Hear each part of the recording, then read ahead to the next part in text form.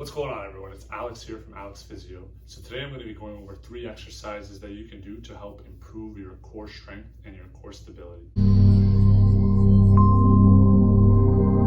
Welcome. For those of you who are first timers to my channel, my name is Alexander Kravich. I'm a physiotherapist in Vancouver, British Columbia. I'll be going over 3 exercises that you can perform to improve your core strength and core stability. Each one of these exercises are going to be working in a different plane of motion. So your core musculature or your core is comprised of not only your rectus abdominus muscles, or what everyone commonly refers to as their abs, but it's a cylinder that is comprised of 4 different muscle groups. You have at the top of the cylinder, you have your diaphragm. At the bottom, you have your pelvic floor. At the front, you have your rectus abdominus, and you also have your transverse abdominus that loops around you like a corset. And then you also have your multifidus or multifidi, which are located around your back and attach around your spine. So we're not only looking at trying to strengthen the front of the ab muscles, but also some of the other muscles around there. And some will also argue that your core is everything that isn't your extremity. So it includes your chest and your upper back region. So the core musculature does a couple of different things, but one of the movements that we're going to focus on today is it helps to resist certain movements to keep you stable in 3 different planes of motion. There are anti-extension core exercises, there are anti-side flexion core exercises, and there's anti-rotation core exercises. So the core is responsible for performing those movements, but it's also responsible for resisting those movements so that you can stay stable and stay strong in various activities or sporting events. It also acts as a medium for you to be able to generate force from your upper to lower extremity and vice versa. So when you see individuals using things such as medicine balls or different weighted activities that are more dynamic, we all are obviously getting core muscle activation.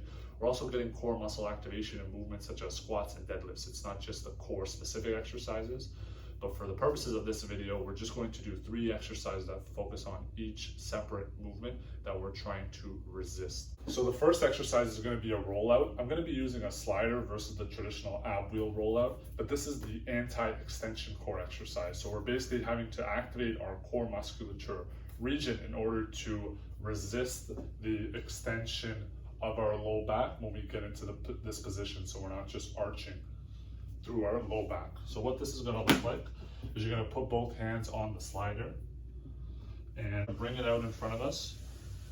Okay. And then come back to the start. Okay, so obviously the easier the slider moves, the easier the movement is, and the harder it moves, the more challenging it is.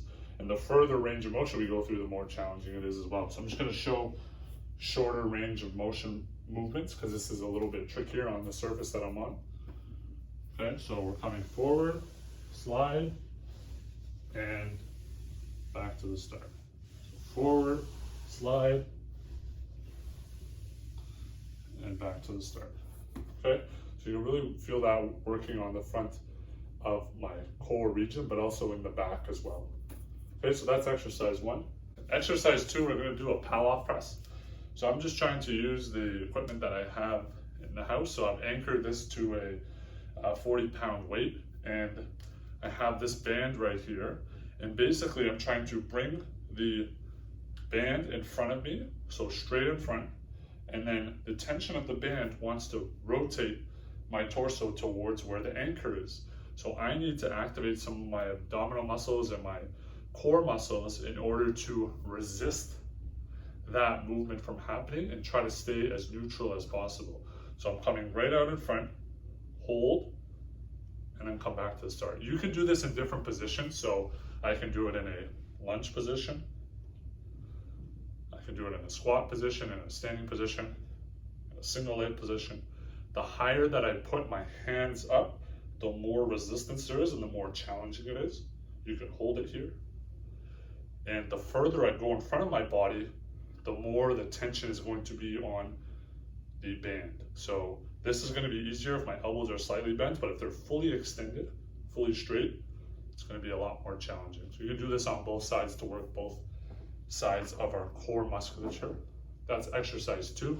Exercise 3, we're going to do our side plank. That's going to be our anti-side flexion exercise. So the way this is going to work is you're going to set up in a plank position. So you're going to be on your forearms or even your hands, whatever's more comfortable for you. It's usually easier if you're on your forearms because you have more surface area and contact with the ground than your hand.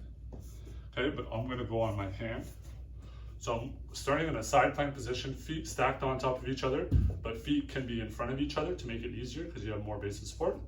Feet stacked on top of each other, you're just trying to hold this position. So the weight of gravity wants to drop my hips towards the ground and side bend up here. So I have to be able to resist that, keep my butt muscle strong, keep my core muscle strong, keep my body in a straight line and resist that dropping of my lower hip towards the ground. Also, it's harder on your hand because I'm lifted up higher from the ground, so the weight of my body to tend to go down and be affected by gravity is higher in this position versus if I'm on my forearm.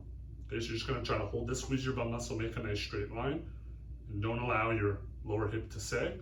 If that's too challenging, you can do it with your knees bent, so you're shortening your lever arm, and the muscles have to work a little bit less, harder, and then progress based on how you're feeling. You're just trying to hold this position.